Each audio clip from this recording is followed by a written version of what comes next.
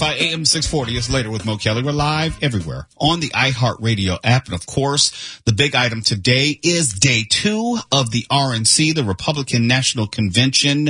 If you're wondering about whether the theme of unity was going to continue throughout the convention, an olive branch was extended to former presidential candidate, former South Carolina Governor Nikki Haley, to come to the RNC because originally former President Donald Trump made it clear that if you weren't with him, you were against him, and anyone who opposed him was not going to be invited to the RNC. Paraphrasing, but that's generally what it was. And then Donald Trump turned over a new leaf, extended an olive branch, something like that, to Nikki Haley, and then invited her to come to the RNC and kiss the brass ring in person. So she showed up. There was Florida Governor Ron DeSantis, who also spoke today. And you could tell in their messages that this was the party of Donald Trump. It's not the Republican Party. There's a difference. This is a party which is completely loyal to the former president. In fact, let's drop into the RNC and hear what's happening right now. I could be. I was room mom, school ambassador, and I attended all of his sports. We had family dinners and barbecues at the beach. And like most teenagers, Weston wanted to fit in. And in a moment of peer pressure, he tried something that someone gave to him, and it took my baby's life. We did everything right. I had those conversations with him, and fentanyl still found my son. And on February 27th, 2022, our lives were shattered, and our baby was gone. This was not an overdose. It was a poisoning. His whole future, everything we ever wanted for him, was ripped away in an instant. And Joe Biden does nothing. I hold Joe Biden, Kamala Harris, the border czar, what a joke, and Gavin Newsom and every Democrat who supports open borders responsible for the death of my son.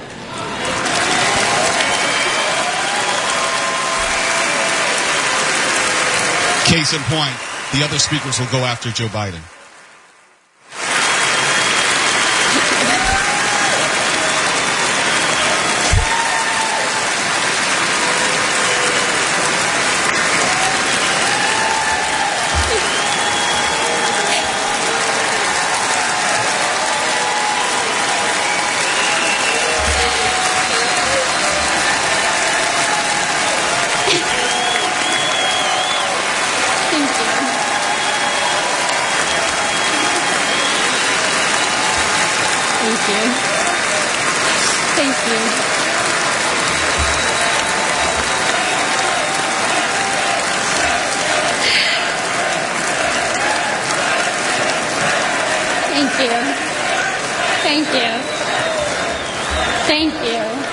Thank you. And the tens of thousands of American innocent children. For that alone, they should be voted out of office.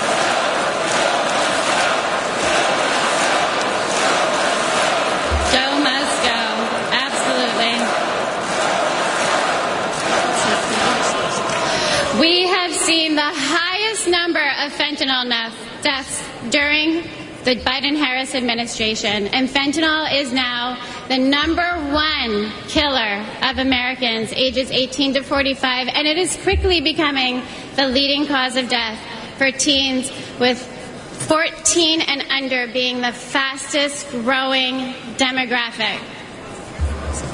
We need President Trump back in office.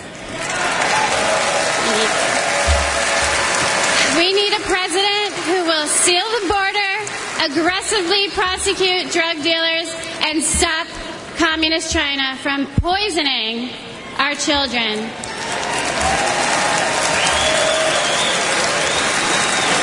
This is not a red or blue issue.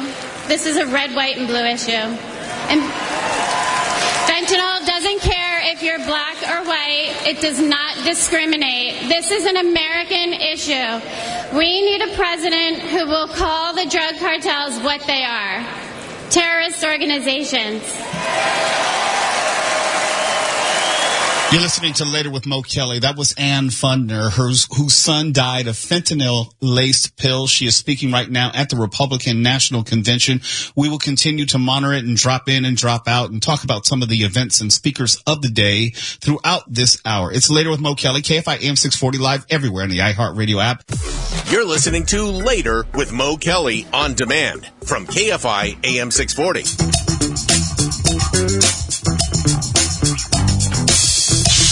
KFI AM 640 is Later with Mo Kelly. We're live everywhere in the iHeartRadio app, and we're monitoring the RNC, which is going on. Night 2 had just begun. They're focusing on crime, immigration. Specifically, they're having speakers who've either been touched by crime or illegal immigration. And right now, we're going to be listening to Madeleine Brame, who's a criminal justice reform advocate. Alvin Bragg was elected.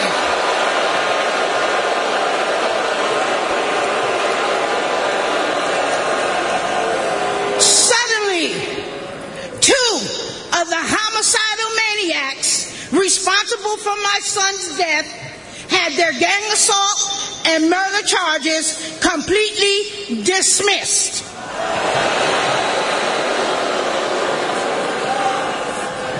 One of them received 14 months time served.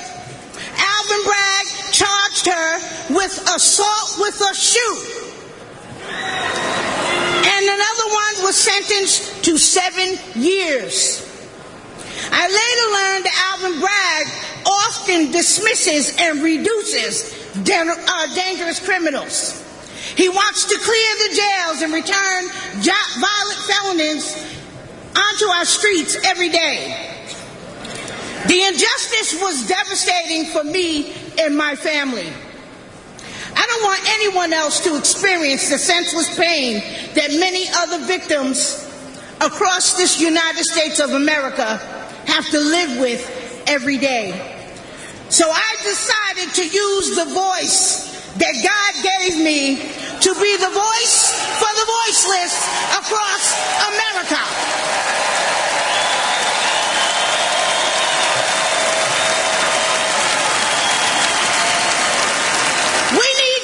For victims, and we need accountability for prosecutors who fail in their duty.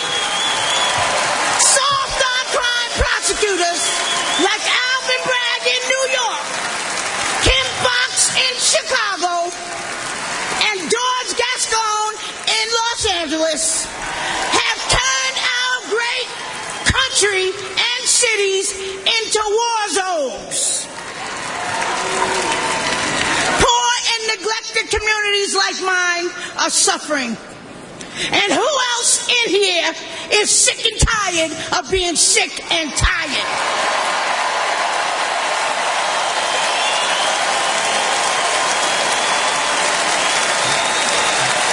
The Democratic Party that poor minorities have been loyal to for decades, including myself, all right? They betrayed us. They stabbed us in the back. Joe Biden and Kamala Harris, who claim to represent us, have abandoned us. They neglected the poor minority communities across America.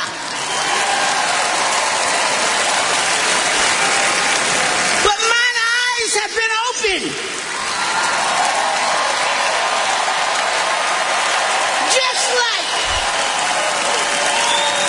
Just like so many other poor minorities across America. Donald Trump shares our values, love of God and family and country.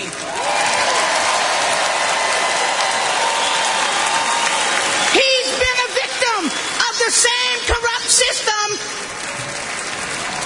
that I only has been. He is committed to providing economic opportunities, helping those suffering from addiction with long-term inpatient drug programs, rolling back deadly bail reform policies that are getting our children killed every single day, and supporting our police. We back the NYPD. We back the blue.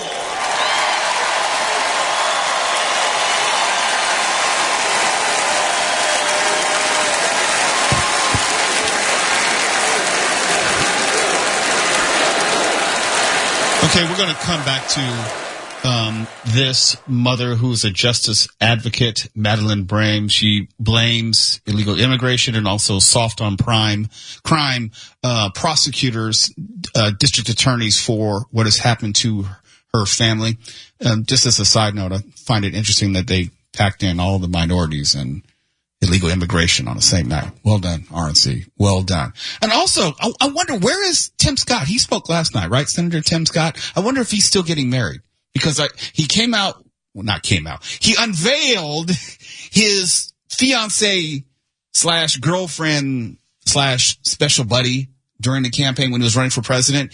And I saw the picture where he proposed to her on the beach, and then we never heard anything after that. I didn't know if they actually had the ceremony, whether they called it off because he wasn't chosen as the vice presidential candidate. I didn't hear anything. I didn't see anything. I didn't get an invitation. I wanted to follow up. I wanted to send a gift or something. No one told me where they were registered. I didn't know if it was like, the not.com or was it Macy's? Can I just get some general information on whether Senator Tim Scott is going to be getting married? Because I thought he was, and I think that's very important. Let's check back in with the RNC. We have Sarah Huckabee Sanders, Governor Sarah Huckabee Sanders, who is now taking the podium. To follow. Good evening. I'm Sarah Huckabee Sanders.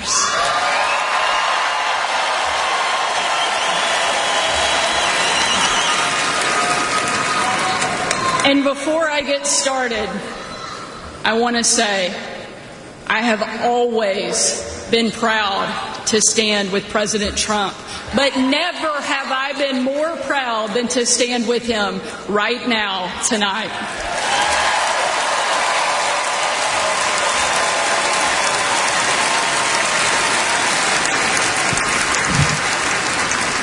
Not even an assassin's bullet could stop him.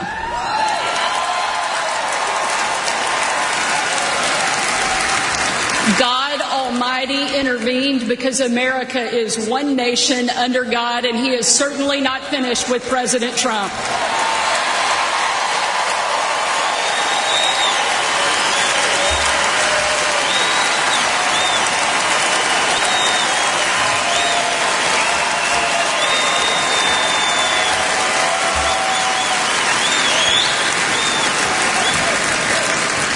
And our country is better for it.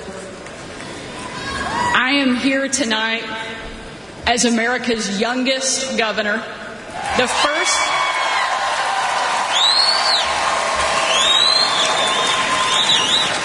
first woman to lead the great state of Arkansas.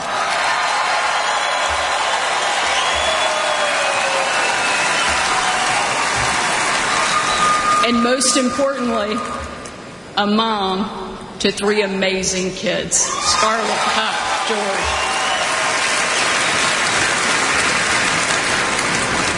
When I was President Trump's White House press secretary, the best job, I got the chance to take my 4-year-old son, Huck, to Bring Your Kid to Work Day. Much like Jill now drags Joe to bring your husband to work day.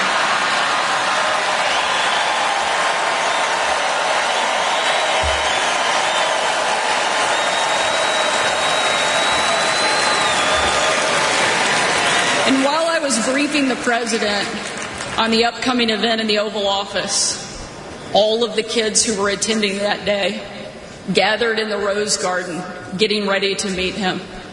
And we were walking out onto that beautiful, perfect colonnade. And I saw out of the corner of my eye that my son Huck was running full speed directly at the President of the United States. Being the gracious person he is, President Trump bent down to give him a big hug. And right in front of everyone, Huck sidestepped the president, completely ignoring him in front of everyone, and ran straight into my arms.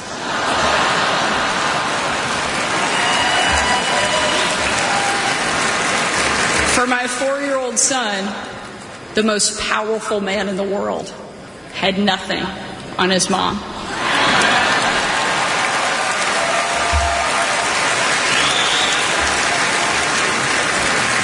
But because he's the amazing man he is, President Trump didn't mind at all. After all, he's a dad to 5 unbelievable kids and a grandfather to 10. It's Later with Mo Kelly. We're continuing to monitor the RNC right now. Arkansas Governor Sarah Huckabee Sanders is speaking, offering anecdotes of her children and also former President Trump. We'll have more in just a moment. You're listening to Later with Mo Kelly on demand from KFI AM 640.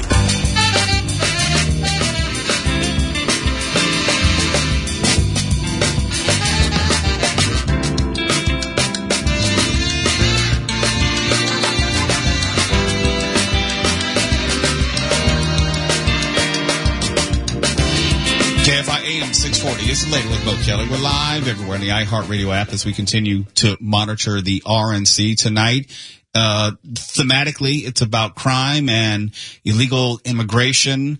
We know some of the future speakers are going to be former Secretary of HUD, Dr. Ben Carson, also Florida Senator Marco Rubio, and others. I think maybe it's Marco Rubio who's going to be closing out the evening. I'm not exactly sure. Arkansas Governor Sarah Huckabee Sanders is still speaking, so she's been given a larger swath of the evening. So let's drop back in and listen to her. Tonight, let us not leave here just excited about a great few days, but let us leave here energized and committed to making sure that we protect our freedom and we have the ability to pass it on to the next generation, because America is the greatest country that the world has ever known, and our kids and our grandkids deserve to enjoy it the way each of us did. And we will with President Trump back in the White House. Thank you so much. God bless the great state of Arkansas and the amazing United States of America. Thank you very much. Okay. There was Sarah Huckabee Sanders, Governor Sanders. If you were listening previous segment, she was more focusing on family, talking about her children, talking about obviously her children being the grandchildren of former Arkansas Governor Mike Huckabee. And now coming to the microphone is former HUD Secretary Dr. Ben Carson. Thank you so much. Thank you. You know, Sarah Huckabee always says to me, I hate to follow you, but I think she turned the table on me tonight. I want to thank you all for being here and for being involved. Like many of you last week, I watched with horror as the events unfolded in that Pennsylvania field. I saw President Trump, a dear friend, escape death by mere inches. And my thoughts immediately turned to the book of Isaiah that says, no weapon formed against you shall prosper.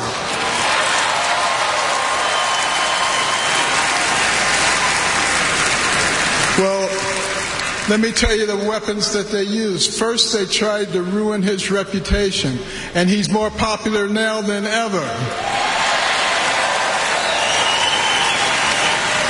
And then they tried to bankrupt him, and he's got more money now than he had before. And then they tried to put him in prison, and he's freer and has made other people free with him. And then And then last weekend they tried to kill him. And there he is over there, alive and well.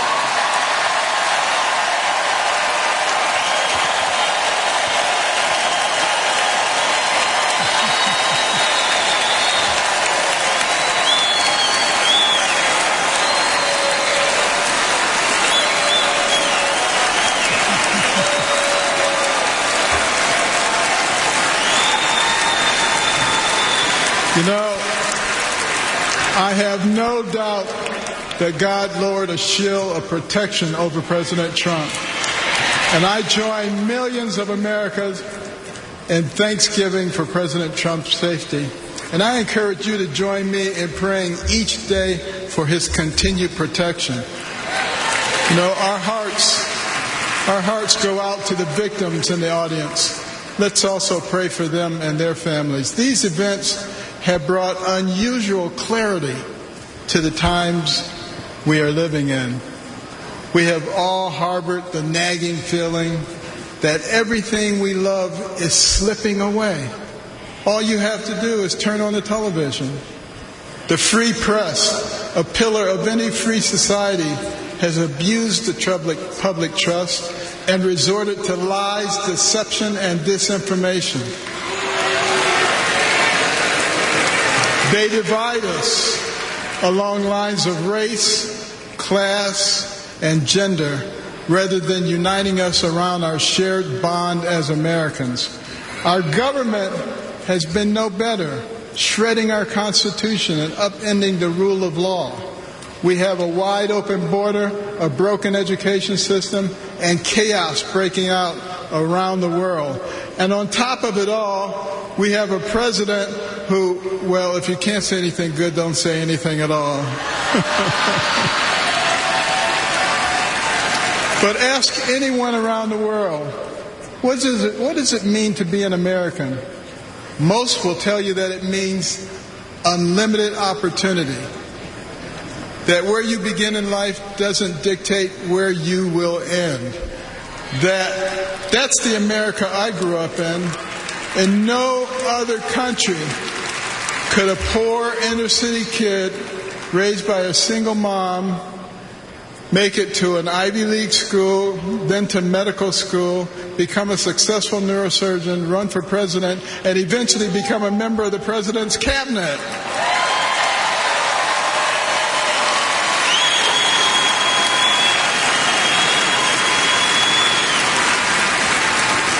You know, and as a member of his cabinet, I had a chance to work closely with him. And I got to tell you, this is a man who is a gift to us as a nation. He is very gifted. He is very smart. He is very compassionate. He cares about people. And I'll tell you, the first time I met him was before either of us got into the political arena.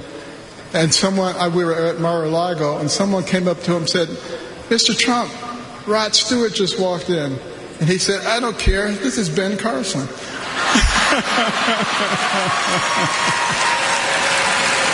But I feel blessed that I've been able to live the American dream. But my story is moving further out of reach in America today. The lessons my mother taught me, like hard work and the value of well-rounded, patriotic education and faith in God above all else, are being forced out of the public square. But we're all here today because we know we can bring these things back. By God's grace, we live in a country where the people rule. We have the power to choose the kind of nation we will be and the kind of men and women that will lead us. And today the choice could not be more clear. The most repeated phrase in the Bible is this: do not be afraid, or fear not. It appears 365 times in Scripture, a reminder to live each day with faith, hope, and joy as joyful warriors for Christ.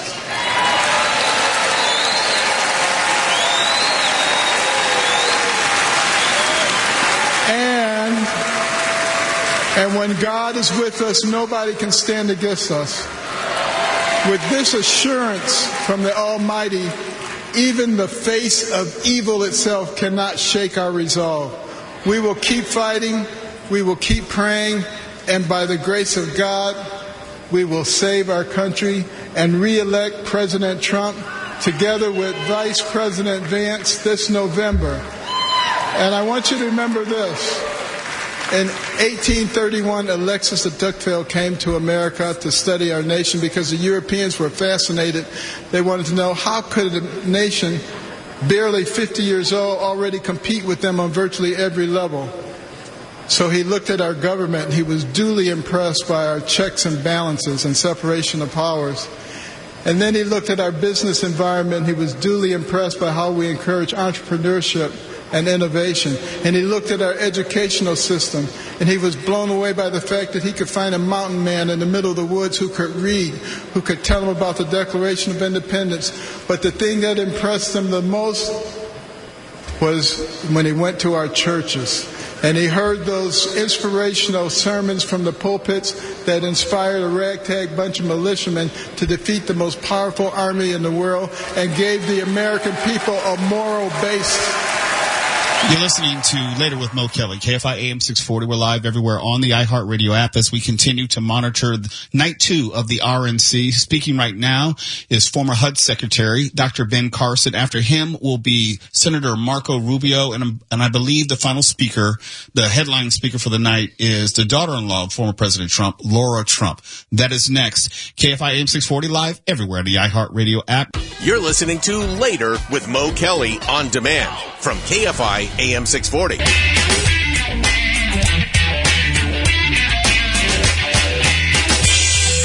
Later.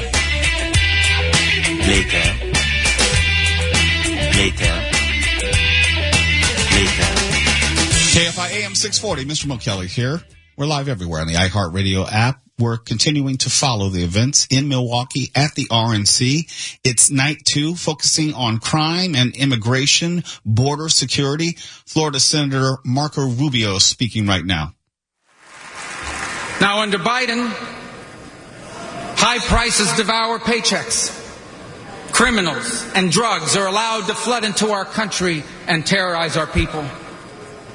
And Iran has money to support terrorists. The Taliban humiliated us in Afghanistan, and not one, but 2 major wars have broken out. My fellow Americans, the only way to make America wealthy and safe and strong again is to make Donald J. Trump our president again.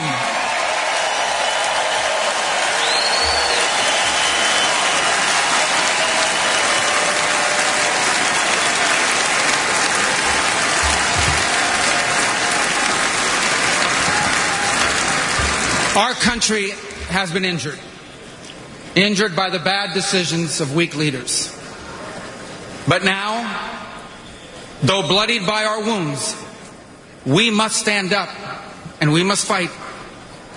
Fight not with violence or destruction, but with our voices and our votes. Fight not against each other, but for the hopes and dreams we share in common and make us one. And fight for an America where we are safe from those who seek to harm us on our streets and from abroad. And we will not be alone in this fight.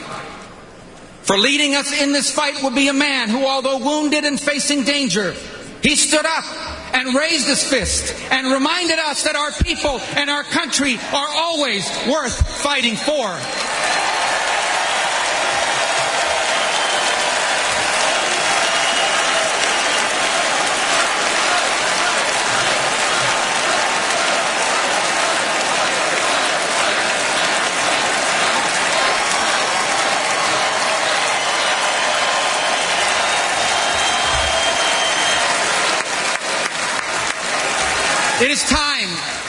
It is time to put our country and our people first again.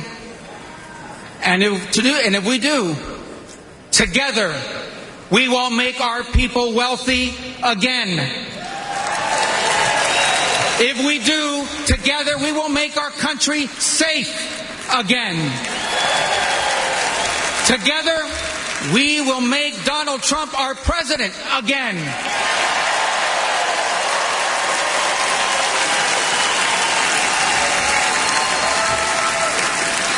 And together, we will not just make America great again. We will make America greater than it has ever been.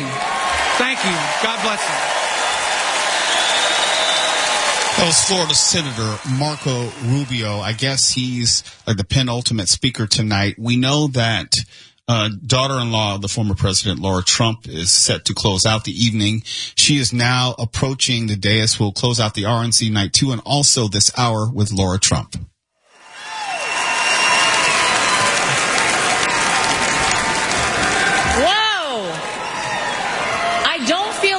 Actually have to ask this question, but is anybody in this room ready to send Donald Trump back to 1600 Pennsylvania Avenue?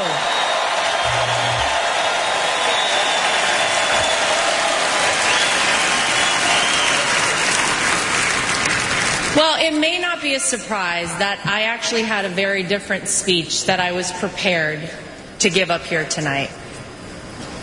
That all changed at 6:11 on Saturday evening. Nothing prepares you for a moment like that. Our family has faced our fair share of death threats, mysterious powders sent to our homes, tasteless and violent comments directed towards us on social media. But none of that prepares you as a daughter-in-law to watch in real time someone try to kill a person you love. None of that prepares you as a mother to quickly reach for the remote and turn your young children away from the screen so that they're not witness to something that scars the memory of their grandpa for the rest of their lives. The prayers and well wishes we've received over the last 72 hours have been overwhelming, to say the least.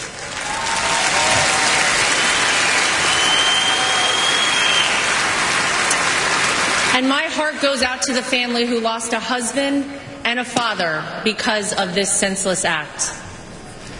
All of you here tonight and watching at home mean the world to all of us in the Trump family.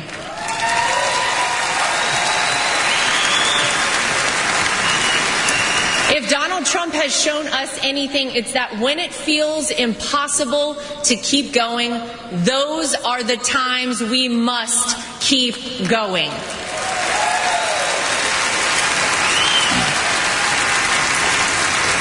I don't know how many people here watching at home have ever been to a Trump rally, but if you've never been, let me tell you about them. Oh, some of you have been.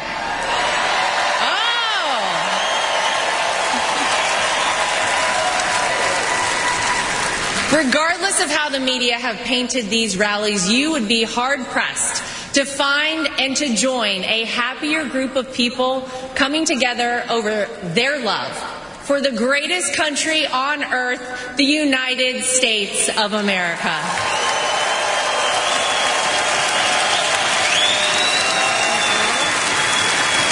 I dare anyone trying to leave a Trump rally without leaving with some new friends. You always make friends out of Trump rally, right?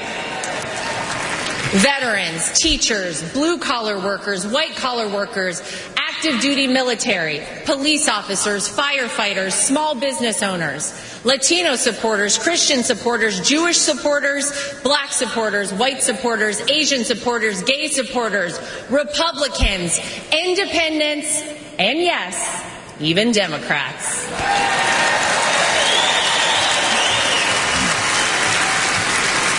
At a Trump rally, you're not viewed as your profession, your religion, or the color of your skin. You're viewed as one thing, an American. It's later with Mo Kelly. That's night 2 of the RNC. KFI AM 640. We're live everywhere in the iHeartRadio app. Full bandwidth stimulation. KFI. And KOST HD2. Los Angeles, Orange County. Live.